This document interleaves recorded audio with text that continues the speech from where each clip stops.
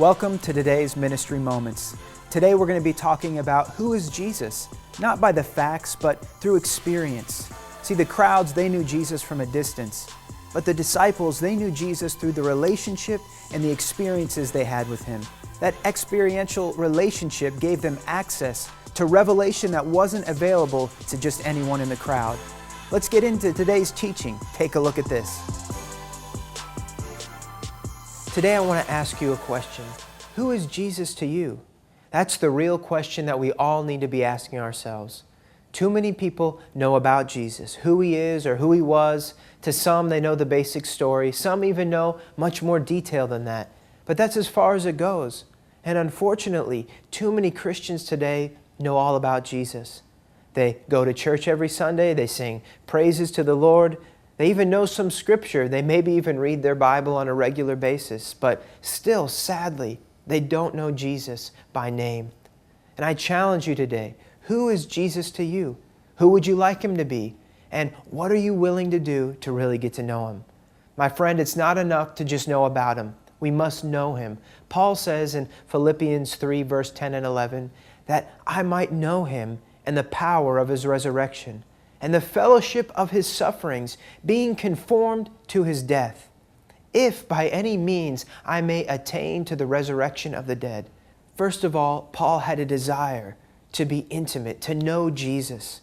Second, he said that he wanted to know the resurrection power. And this is a must for us as children of God. We can't know that God has power. We've got to know that power. And thirdly, he wanted to know the fellowship of His sufferings, being conformed to His death. See, Paul knew that crucifying his flesh was a must if God was going to be able to use him. Well, it's no different for us today. We've got to know Him in the things that we like, and through the sacrifices we've got to make along the way. It's not always pleasant, but we've got to have a desire to know Him. And here's something that I find interesting. Paul said, if by any means I may attain to the resurrection of the dead.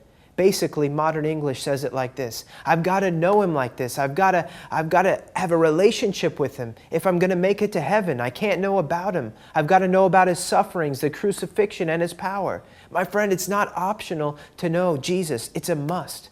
Listen to what Jesus said in Matthew, the 7th chapter, verse 21 through 23.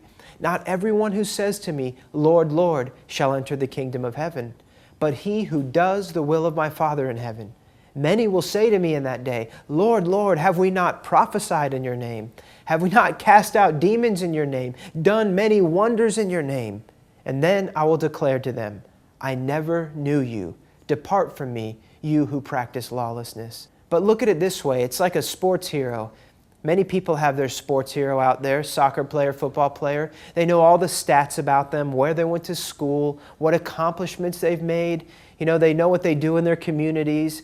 They have all the information. They watch them on TV. They read about them online or in magazines. They feel like they really know that person. In fact, if they were to walk up to him on the street, they would get so excited.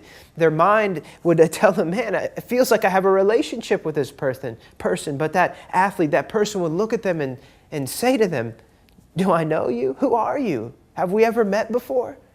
It's just like us in the church. It's one thing to know about Jesus. It's one thing to know about His character, His love, and it's a totally different thing to really press in and get to know Him.